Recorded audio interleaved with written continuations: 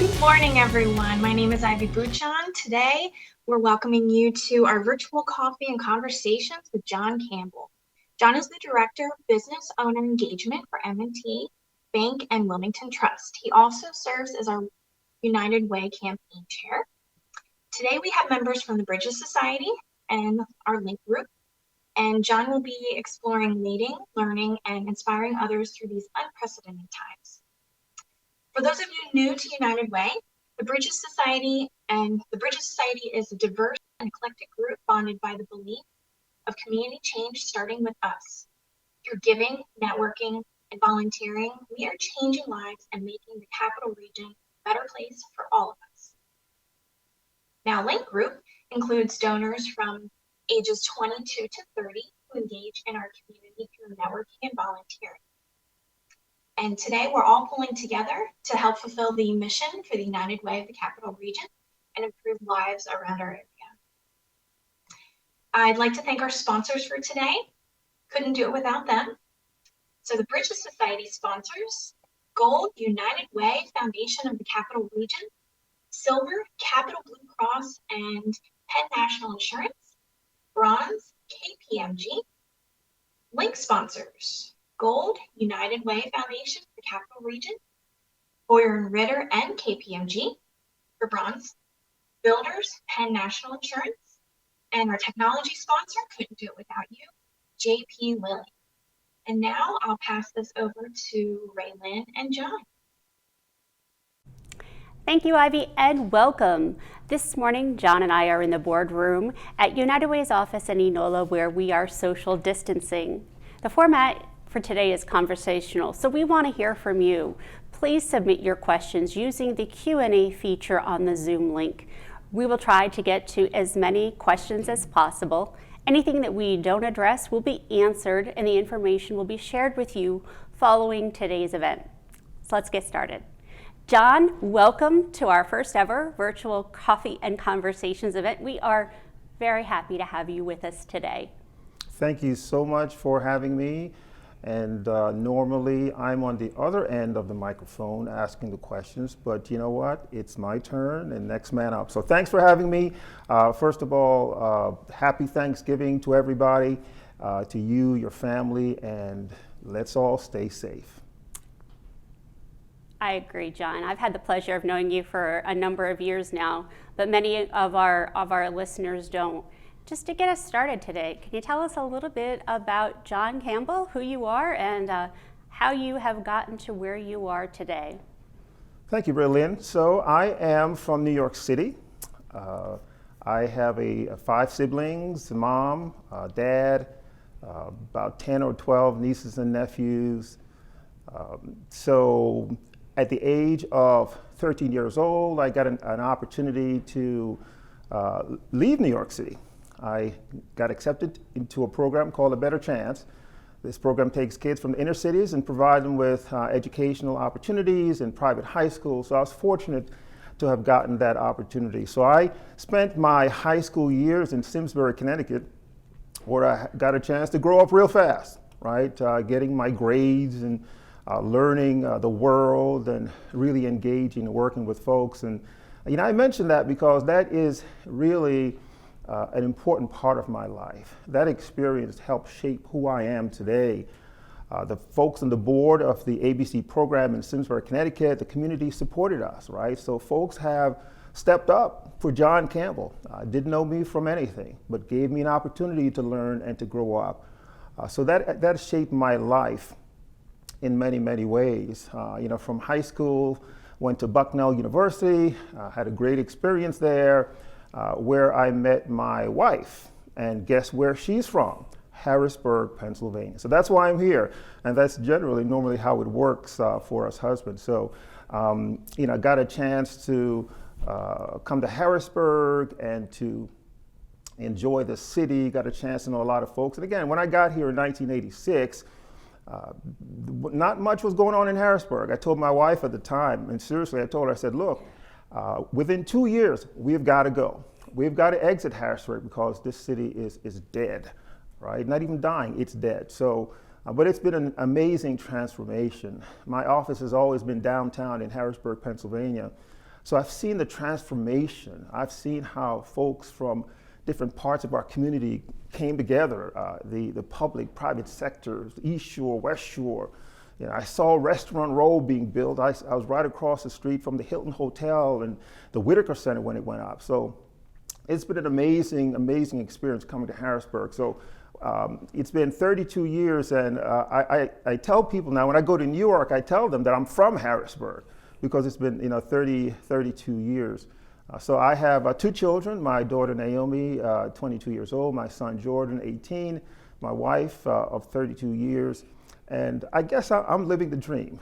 Great community to be a part of, enjoying the ride, enjoying the chance to get to connect with folks within our community and just do wonderful, wonderful things.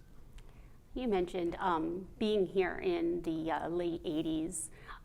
Many of those joining us today may not realize kind of what the landscape of Harrisburg was like then, what it looked like. What was it like after hours? I mean, if you can kind of help paint that picture, I think that would be very helpful.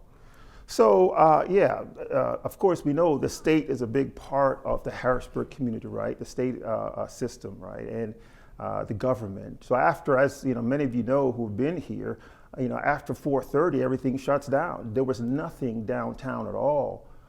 But again, an amazing thing happened. Folks got together and said, look, we are going to do something about it. We're going to take our destiny into our own hands and make things happen. And a lot of folks sacrifice, again, the public, the private sector, companies, corporations, nonprofits, got together and said, we're going to do something about it. And again, the Penn National Building, again, the Whitaker Center, the Hilton Hotel. It's been amazing. And I am enjoying, again, not only working here, not only raising my family here, but enjoying the community. Over the years, I've gotten a chance to meet a lot of great people from all walks of life. And I'm a people person. I really enjoy meeting people and working with people and just doing wonderful things.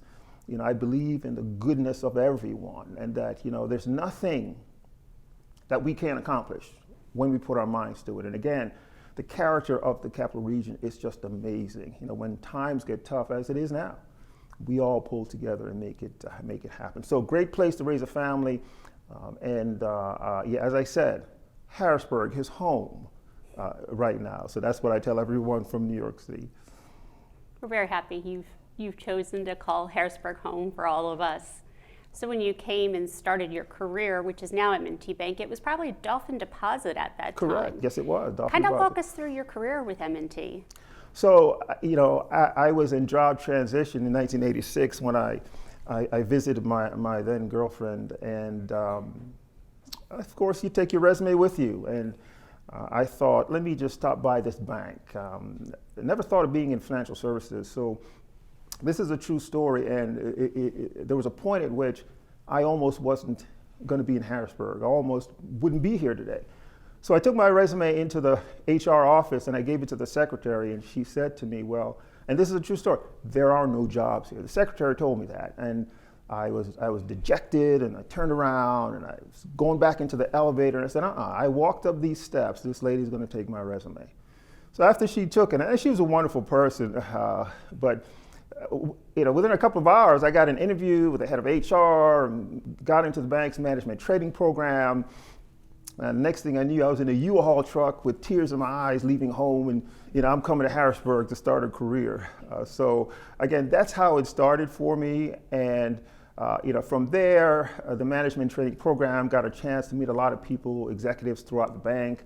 Got a chance to lead groups and divisions in the wealth advisory division, the trust department as we called it at the time, and got a chance to learn from some great bankers and some great folks. Got a chance over the years to be the regional manager for the wealth advisory division under Dolphin Deposit, All First, and M&T. The regional manager for the wealth advisory division in central and western Pennsylvania. Great opportunity to learn a lot of great things and about client development and providing comprehensive solutions for folks and successful families. Recently, though, I've shifted. I've sort of reinvented myself. I've stepped back from that, and I am the director of business owner engagement for Wilmington Trust at MNT Bank.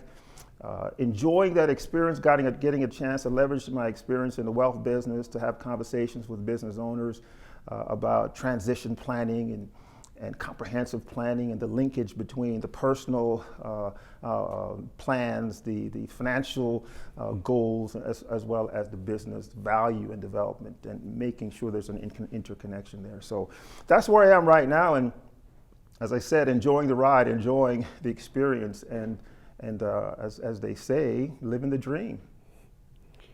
So along the way, you chose United Way. When and how did you become involved with United Way, and then why have you continued to grow your volunteerism with us? Thanks for that question, Raylene. The United Way has always been a part of what I've done at the bank since starting in 1986. Working with the United Way programs and at the bank, and of course couldn't see the forest through the trees in terms of the entire organization and the entire United Way effort. But I'm a people person, and I really enjoy getting involved in the community, getting to know folks, and supporting the effort, right? Supporting those in need and helping those to achieve and to grow and to learn and be a part of our communities. So got involved in the bank's United Way program, enjoyed it, got a chance to meet some folks. And from there, I expanded and got to know and be involved in the larger United Way organization. So the thing I realized was that a lot of the folks who I've met over the years, centers of influence, clients, my colleagues at the bank, we're all involved in the United Way. And I mean it when I say, the United Way is our community, and our community is the United Way. Meetings are held in so many different areas throughout our community with the common goal of supporting those in need and helping families in need. I realized that, this is a great effort beyond me, and that a lot of folks have established a legacy of giving and community support that I'm a part of and that I'm continuing, not for me, but for future generations. This is an organization that is sustainable over time. It's an organization that really puts people first. It's not about the marquee on a building, right? The United Way. It's about people, and that's what I enjoy about it. I've rubbed elbows with so many people in our community and enjoyed the common bond, the common experience we have of giving and lifting up our community, because we're only as strong as the weakest among us. We're only as strong as those who are in need, who we can help. So as we help them, we will lift up our entire community, and businesses will prosper, organizations will prosper when we do that. So that's my philosophy. That's why I'm involved in the United Way. It's a part of who I am, and it's a part of our community. So we do have a question from one of our viewers today, and the viewer asked that you're not originally from the central Pennsylvania area. Was that harder to kind of maybe form professional relationships, especially in the banking industry, when for a while Harrisburg was new as opposed to it now being your home? So again, I like stepping out there and connecting with folks one-on-one or in a group, and so that's just a part of who I am. Yeah, it's challenging. My goal has always been, take care of my family, right? Make sure that I focus on providing, sustenance and a roof over their heads and so forth. But beyond that, it's about making sure that the people in our community have every opportunity to grow. The financial services industry is a great business to be a part of, and as an African American male in that community, oftentimes you don't see a lot of people that look like you. But it's been amazing how folks have helped and contributed and embraced me over the years and given me opportunities. And at this point in my career, it's about making sure that I do the same thing, making sure that ethnically diverse folks and all people get an opportunity to see the great things that are happening in the financial services industry, right? Educating folks about what the industry is about and helping folks to be a part of it. It's amazing. It's the foundation of our economy. Understanding the pushes and the pulls of our financial services industry and our financial sector is so important. No matter what industry you're in, you've got to get a grasp and understand, this business. So it's been challenging, but again, for me, when in doubt, you step out and you engage and you ask questions and you get to know people, get to know who they are, because when you do that, all the challenges are easier to resolve, right? When you reach out and you connect with people, right? The opportunities are there, and you help, not only yourself, but you help everyone around you. So again, I love the business, love the financial services sector, and helping to make a difference is what I'm all about. You come as we end 2020, we have had one of the most challenging years that any of us can remember. It's not only been a year filled with challenges around the COVID pandemic, but also the reckoning of racial injustices. How have you led, both as in your role at MNT Bank, but in addition, you're leading our campaign efforts?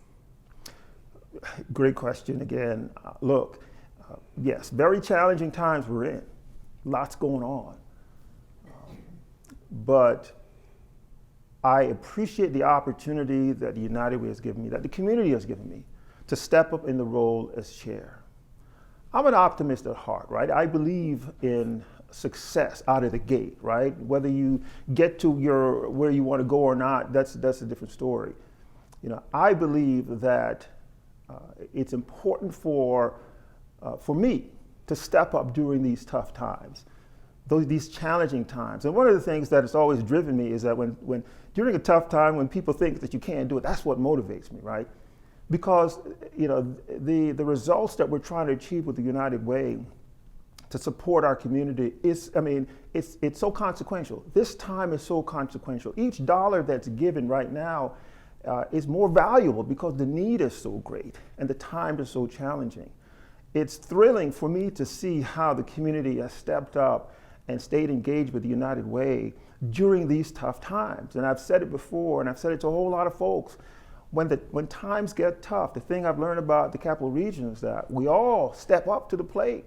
We all come together as a community, work together, engage each other, and get it done for the least among us, for those in need. And it's an amazing experience to see the whole landscape, right, as chair of the campaign, not just in my company, but I've had the opportunity to meet with a lot of other companies, a lot of CEOs, and to see the passion that's there, despite the challenges, right? The commitment that folks are making, despite the challenges. It is an amazing experience. Meetings are held. Folks are undaunted, by these challenges. Folks have said, "Yeah, we're gonna get this done," and it's just been incredible to see the resiliency, the strength, the focus, the determination, the spirit of giving, the spirit of the United Way at this level. So again, I want to thank the community and thank the United Way for the opportunity to see it, because it is truly amazing what we are doing and what we will accomplish, this year. Couldn't agree more. I think one of the hallmarks of our community is being large enough that there are opportunities, there are programs, there is business, but yet it's small enough that we get to know each other. And it makes this every ask personal. It makes every campaign personal, because we know how much good we can do when we all come together. And I think back to what you said earlier, John, about watching the physical landscape of Harrisburg change in the late 1980s, and with things like Penn National Building and the Whitaker Center, and how many people really came together. They put they were all in, and what can happen when we are all in for the community. Yeah, it's a tough time, right? It is tough, and folks are dealing with family issues, right? And mentally, we're all having to make the adjustments in these times, with the pandemic. It is tough, but you can do one of two things, right? You can get in your corner, close the door, and just cry, right? Or you can say, look, I'm going to step out there, right, on thin ice, regardless of the challenges, and make it happen. And in many ways, you make yourself vulnerable, right? You're putting yourself out there, and that's one of the things I've learned through this experience is that, you have to put yourself to the side at some point and say, look, I'm doing this not for John Campbell. I'm doing it for those around me. I'm doing it for my family. I'm doing it for our community. That's what drives me and motivates me, because it's not about me. It's about those around me, and it's about our community. Yeah, step out there. That's one of the things I've learned. Step out there and make it happen. Right? No excuses, because it is too important. It's too consequential in the lives of families, that are in need. So that's what. Again, I'm excited. I'm motivated, and because I'm just seeing, because this has been a wonderful experience to see how strong our community is. We have a saying here at United Way that somehow we always have the right chair at the right time. And as many people probably don't know, is we build out who will be chair, vice chair for some years. So I think that you are certainly have been the right chair at the right time this year because of your optimism and your resiliency regardless of the issues, and your belief that our community is going to come through this stronger, right, and how much great work we can do when we all lean in and help. Right, and look, the reckoning of social justice is real. Right, and throughout my whole career, I've dealt with the challenges of being just the only one that looked like me in the room.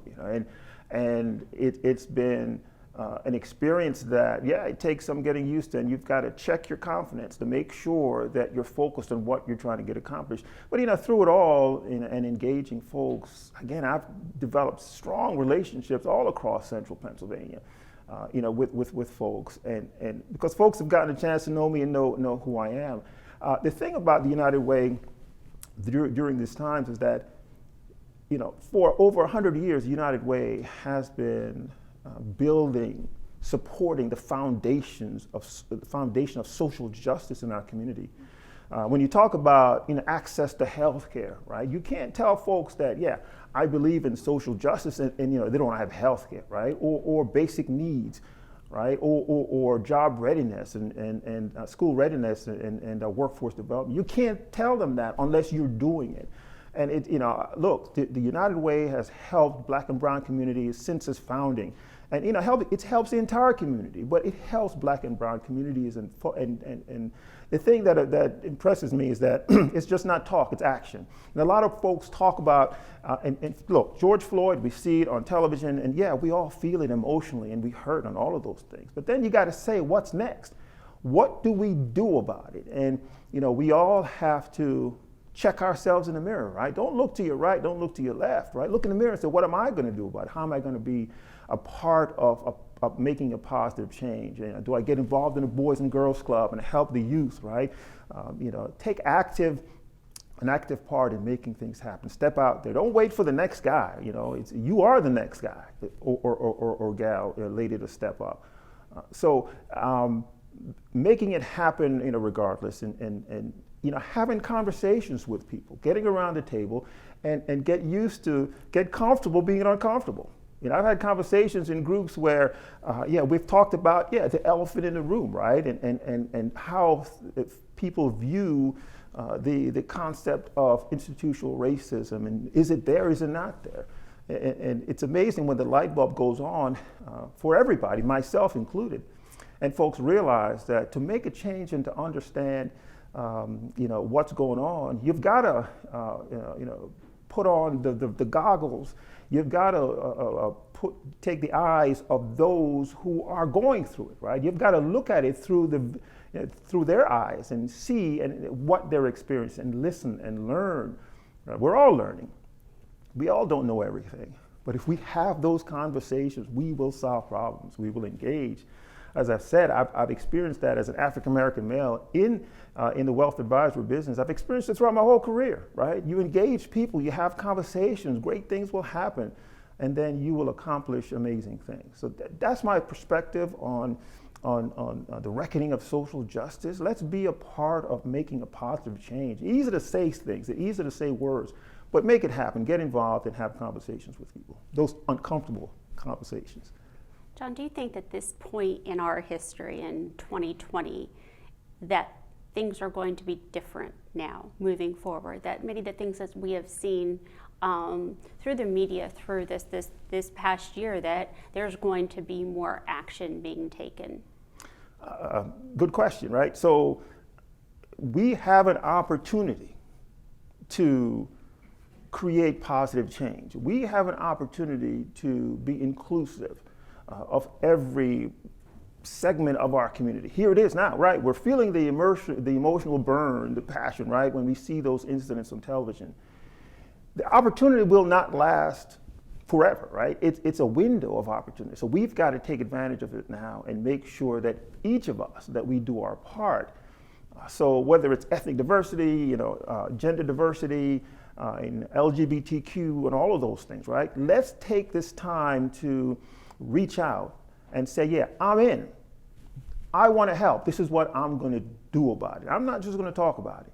This is our opportunity to make sure that we do that. Because if we don't take advantage of the opportunity, I think it'll go back to business as usual. And then 5-10 years from now, another incident is going to happen, and then we're going to feel the passion again, and we're going to be right at the same spot. So we need to make sure that we're a part of creating sustainable change, not only within our own selves, right, but also within our employment, where we work, our jobs. Make sure there's sustainable change there and people have those equal opportunities. And then make sure there's sustainable change within our community as well, right, by getting involved.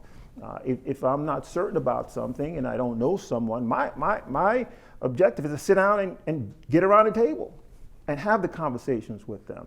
Be a part of positive, sustainable change, structural change, cultural change, so that the next generation will make it a natural part of their being to be open, to be diverse, to be inclusive in their thinking. I do have a question from our audience today, and that's, how did you overcome some of the challenges as maybe being, in some cases, the only African-American man in the room in the banking industry, especially early on in, say, the 80s and 90s? And what advice would you give to someone who is maybe feeling a little bit overwhelmed and having, if they don't have that, how can they get that confidence that you have? Well, I think it starts with having a positive attitude. When we walk into a room with folks, right, we can either have a negative or positive feeling about it, right? So I take the viewpoint that I'm walking into a room with folks I don't know. These are all great people, and we're all trying to accomplish positive things. That's where I start. We have conversation, have folks get to know me. I can tell you stories about experience that I've had with COIs and clients where, I walk into a room and things are a little bit sketchy at first, right? But after 5 minutes, we're all on the same page and we're all focusing on what we need to get done. Engagement is the key. Open up. And so when you open up, you do make yourself a little bit vulnerable, right? Because in many instances, you've got to admit that, there's things that I don't know.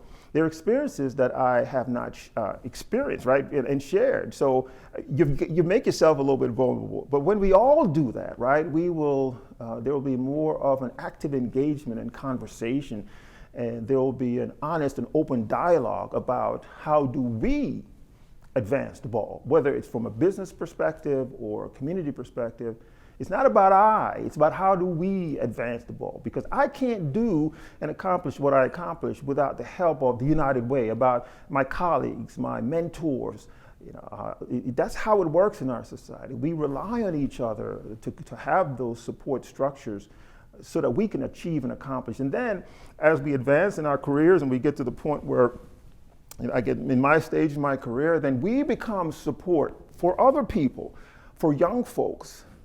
So my hope is that as young people experience their careers and their families, broaden the horizon, reach out, get to know the perspective that other people have by getting involved in organizations, right?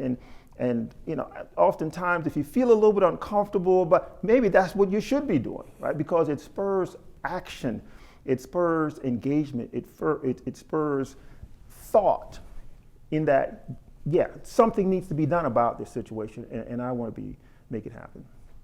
For many of those that are joining us today, maybe they're just kind of tipping their toe in the water. Maybe they give to United Way, or they've done a few volunteer projects. They're also growing their career. They're growing as community leaders. How important do you believe volunteerism as well as philanthropy, how important are those key components to an individual's growth? So I believe, my organization, MNT Bank Wilmington Trust, believes that, and I know many of us believe that as our community gets stronger, more businesses happen, the economy grows, right? More people are contributing to the economy. If our community is strong, we will all succeed. Business will succeed, nonprofits, the government will succeed when our community is strong. But if we have a segment of our community that's weak and that's not engaged and is not contributing and are hurting, right, then we're going to be hurting. And it brings the entire community down. That's how I look at it. I want to do my part to make sure that I help to lift up our communities and give everybody a chance to be contributors, give everybody the chance, the opportunity to grow, to learn, to develop, and to be all that they can be, so that ordinary people can do extraordinary things. There are a lot of, whether it's the ethnically diverse community or not, there are a lot of ordinary people out there that can do extraordinary things. My goal is to help those folks do that. And when we do that, right, so volunteerism, you're setting a spark, right, that will grow and ignite the initiative, the drive, the creativity of our community. And after a while, it will be self-sustaining, right? People will just do and people will just engage. But you have to do your part to get it started, right? So contribution of time and resources. Do your part, and then those you're helping will then help others, and so on and so on. And that's how our community gets strong. So volunteerism is a part of the puzzle that makes it happen, that makes us grow and learn, that makes our community strong, right? We're only as strong as our weakest link. Why United Way? The United Way is our community, right? And I've met so many people in my career, different parts of our community. And as I said, as I've gone around in this role as chair and seen people, I'm seeing the same people, right? That I've gotten to know and trust, and they've gotten to know and trust me. United Way is one of the bedrock of our community because it brings everybody together. It's not just about one sector or one segment. It's not just about uptown, downtown. It's everybody. This is the United Way brings us all together, again, with a common goal, a common purpose. No matter what nonprofits you support, right? It doesn't matter. We all come together. It's the pulse of our community. It's the fabric that makes us strong. As I said, individually, we can accomplish some things. All right, together we can accomplish great things, and that's what the United Way represents. It says that we're strong as a community, we're together as a community, and we will build a community that will create sustainable growth and opportunities for everybody. So if there's a segment of our community that's not engaged, the United Way brings them into the fold. And it's amazing, and as I said, at this level, to see the amazing things people are doing, right? The viewpoint I have, amazing people are doing things all over. And the United Way is a catalyst for that. It helps to make it happen. It helps us grow as a community and be strong. That's why I'm involved. It's not about the marquee, it's about the people who are involved and the people that we're helping. And either way, whether you're involved or you're being helped, you're getting a lot out of it. I'm getting a lot out of this experience, right? You can say thank you for being chairman, but you know what? I'm getting a lot out of this as well, in that I'm seeing and learning and growing and being an example, right? If that's inspiring somebody to do great things, then I'm all for it. Being the example of someone that's saying, I'm going to step out there, get out of my comfort zone, right? And work to build a better community for all of us. And the more of us that do that, again, the better it is. And I'm having some fun doing it as well. Has your perspective changed maybe about community issues as well as the work of United Way? Because you have certainly kind of put yourself out there into one of the most challenging volunteer roles in our community. So how's your perspective changed, maybe going from an active volunteer but to the role of a campaign chair? Yeah, so over the years, being a part of the United Way, I was one of the persons, like so many of us. I'm in the audience, listening to the chair and the co-chair say what they say and do what they do and motivated, right? And then all of a sudden, of course, then you get the call, right? And you're asked to step up to the plate and set the example, set the tone, and I relish that opportunity. I'm humbled by that opportunity. It is a responsibility, and I want to make sure that, I set the right example for others to follow. For me, I believe in what's going on. I believe in the goodness. I believe in the positive results that will come about as a result of this. So I'm out of my comfort zone. I'm going to step up, right, and help to make amazing things happen and be a part of a wonderful experience in our community. And when I think about it from that perspective, I'm just extremely motivated. We will achieve, we will accomplish. I have no doubt about that. I believe that again, when folks come together, right, and leaders motivate folks to come together and inspire folks, great things will happen. And I have no doubt that this United Way campaign will be extremely successful, because it's about the enjoyment, the accomplishment. It's about the journey, right? You get to the end, and all right, it's about the journey and the experiences that you have, during the journey, and again, enjoying what you're doing. With your optimism, your belief in the goodness of others, there's no doubt that you must have grown up with a great foundation of role models, of mentors, people who've helped you along the way. Can you just tell us a little bit about that? So, of course, the old cliche is you got to thank mom, right? And it starts there with family. A lot of things we do accomplish starts with our family, the experience that we have and what you've learned and the sacrifices folks have made. And I got to give her a shout out, and my dad as well, in terms of the values that have been established within me. But it's also the experiences, right? Throughout my life, I mentioned the Better Chance program and different experiences in my life where folks are saying, look, John Campbell, I don't know you, but I'm going to help you. I'm going to support you. I'm going to give you an opportunity. I'm going to give you a chance. And when they don't have to, when they don't know me, right? And folks have done that. So I feel so obligated that, I have to do that as well. And of course, my faith, my spiritual growth, that's all a part of what motivates me and drives me and helps me to keep things in perspective, right? And make sure that I'm grounded, make sure that, it's not all about me, and that it's all about, those around me and how much support and help I can give to them. For me, Raylin, what you see is what you get. I'm most comfortable when I share the honest view of who I am. There is no hidden agenda.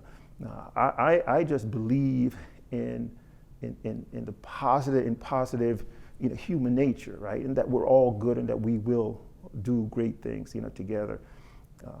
I'm not complicated, at all. And at the end of the day, enjoying the ride, helping folks, your families, our community, is what I'm all about. And the benefits that comes about for me, that's secondary to me, because that's not why I do what I do. It's with my clients, it's with the bank, it's helping folks to be all that they can be and achieve their dreams and be able to do extraordinary things. We have so much potential. Help folks get that potential growing in folks, and just then step back and see amazing things.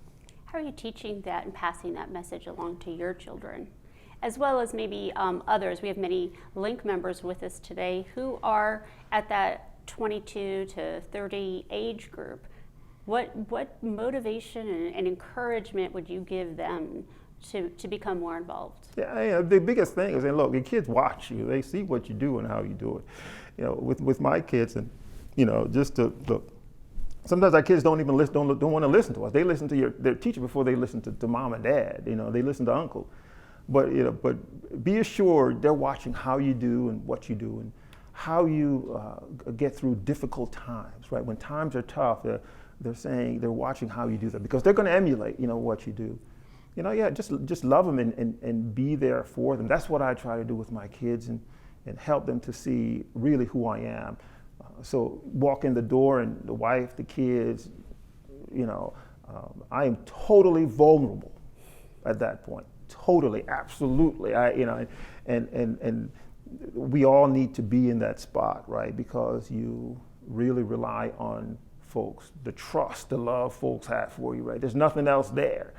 And you become so, vulnerable, and it's a good place to be when you do that. So the time and the example that you set, they're watching and they're learning, and they will emulate what they see and what they experience. So throughout this year, while we've all experienced many challenges, what is something you've learned that you've taken away from this year that you feel is something that maybe is positive, a positive outcome from the challenges of 2020? So, look, a year ago, as vice chair, of course, obviously I didn't see this coming, right? The pandemic and the challenges. What I've learned is that when it gets tough, when it gets extremely difficult, when uncertainty is there, step up, right? Don't go backwards. Hold your ground and step up. And believe that you can make a difference and you can create positive change. Because, throughout that experience, you'll realize that, I can do a whole lot more and achieve a whole lot more than I even gave myself credit for. A lot of us in our community, right, we don't give ourselves credit for the extraordinary things that we can do. And sometimes the difference is as simple as just stepping out, making the first step and engaging, right? And then you realize, wow, we can do this. I can do this. I can do amazing things. I can help and support, right? What I've learned is that despite the challenges, despite the odds, despite the extreme difficulties, the anxieties that we're all facing, right? Make that step forward and believe that you will make the change, you will make the difference. That's what I've learned, right? That during those times, stand your ground, hold your ground, mentally, physically, and during those times, it's for me, it's therapeutic when, I reach out and help somebody. I'm hurting, difficult time, but I'm reaching out to help somebody during those times.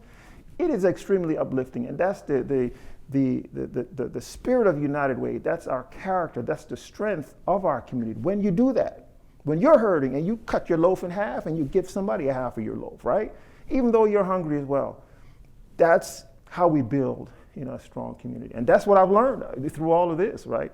Step up, regardless of how difficult it is, because it's not just about you. It's about helping others to survive and thrive and to do well. Many people with us today might be a little new to United Way. Maybe they have not joined Bridges or LINC, or maybe they even haven't yet made their pledge or gift to United Way. What message do you have for them today? Look, give up your time and resources and all that, because the act of giving gives back to you. When you look and United Way has extremely positive results and definitely moving the needle when it comes to access to healthcare, basic needs, school readiness, workforce development. We have the results, right? So when you see the value that you're giving to others, and again, especially during these challenging times, every dollar, every hour you spend is so much more valuable now, than ever before. That's what I would encourage people to do. And step out, make the first step, and when it comes to time, resources, and all those, and getting involved, make that first step. See how you feel, right? And I guarantee you, it's going to have a positive. You're going to feel good about it, and you have a positive experience.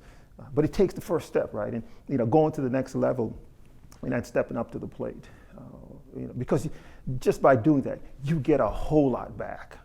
Just by doing that, and then when you see the smiles, the joy that you're putting on people's face in our community, and again, the need is just so great now, because of the pandemic. You've seen on the news the food lines and all of those things. If I can help to get rid of that, if I can help in any way to help folks eat and be sustain their families, then you know what, I'm going to do it. And by doing it, you're getting something back. I agree. I have the pleasure of often getting to go out and meet some of the people that are receiving services through United Way. Maybe they're part of some of our pilot projects, and to see how they're growing and changing. And many times their lives are transformed, or the lives of their children are transformed, and they're back on track towards stability or towards a brighter future. And behind that is every hour of volunteerism. Correct. From people like you, from our Bridges and LINC members, as well as every gift. So even someone says, I can only give $20, I can only give $25, that makes a difference. That helps. Absolutely makes a difference. So where do you see our community? We're going through a difficult time right now, but we're resilient, we're strong. We're filled with individuals who are hand raisers and people that want to lean in and make a difference. And United Way is certainly there at the table every step of the way. Where do you want us to be in 10 years, John? I want the need in our community to be diminished. I want for all of us to have a hand in the success, that we're going to have in supporting, the need. As I said, as chair, I see the different conversations that are happening all over, our community, and how it binds us together, how we're bonding. I want to see us do that, and then I want to see the next generation. I want to see the Bridges members, the LINC members, position themselves to carry on that legacy of giving and community support, and that they fully embrace being the next man up, next woman up, to step into those roles as campaign chair, right, or being on the board, and to have that legacy, that sustainability of this great effort. So, what I would like to see in 10 years is for the next generation of leaders within our communities to step up and position themselves. Because again, at a certain point in time, the current leaders are going to step to the side, right? But I would love to see the Ivies of the world, to step up and continue to step up and being those leadership positions. In 10 years, that's what I'd like to see, because that's when that there is sustainability, right? That's when that there will be continuity in the strength and the character of our community, and that you can be at peace that how we position ourselves and how we support the community will continue. Because when you see the next group step up, then we're on a roll, and we're going to continue to do great things. So in 10 years, next man up, next woman up, and keep it going. Keep this, because it's a journey. It's not a short-term proposition. It's a long-term proposition. You have to continue to build those structures so that you can continue the great work that you're doing. It just doesn't happen by accident, and it's not a short-term proposition. This year, 1 year, Campbell is chair, and no. It's the chairs after that, and the chairs after that, and the vice chairs after that. It's the board members after that.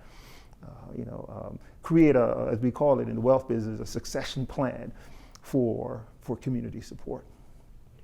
You've certainly been part of the United Way history, which next year we will be turning 100 years old as an organization. So there have been people that have come before us and started that legacy, created a path forward, a footprint to follow. And along the way, we've overcome the Great Depression. We've seen, our community hit by natural disasters, floods like Agnes, storms. And at all times, we've rallied together to overcome those challenges. And we will no doubt come together again this year to overcome the challenges that we're currently facing. And we're very proud that you've been part of that legacy, and we're very grateful for your volunteerism, John, for joining us this morning, and of course for serving as our campaign chair. Look, I'm again enjoying the ride, and again I'm humbled by the opportunity to do this, particularly again during these times, right? I mean, during these challenging times and where folks are going through a lot. For me to be in a position like this, again, not for me, because as I said, it's not about me, to help support. Again, I'm humbled and I'm honored by it, and I am grateful for the experience, to get to know and to see wonderful things happening and to fully engage wonderful folks in our community. So thank you so much for being, for allowing me to do this and being here. And again, I certainly want to wish everyone, again, happy Thanksgiving. Enjoy the moment with your family. Stay safe. We will get through this. And not just get through it, we will thrive, and we will go to higher heights in our community and be totally fulfilled by the work that we've done. Thank you, John. Unfortunately, that's all the time we have thanks, today. Really. But thank you all for joining us today. John, you're truly an inspiration to us all, and you leaving the holiday on a really high note of optimism. We want to thank all of our Bridges Society members as well as our LINC members for joining us today. If you maybe are considering joining one of our affinity groups, we would love to have you. They're a group of community activists that are really leaning in through volunteerism, through socializing, through philanthropy to move the needle forward in our community. We have a lot of fun, and it's an opportunity to engage not only community issues, but engage with others around you. It's a very enriching and promising experience.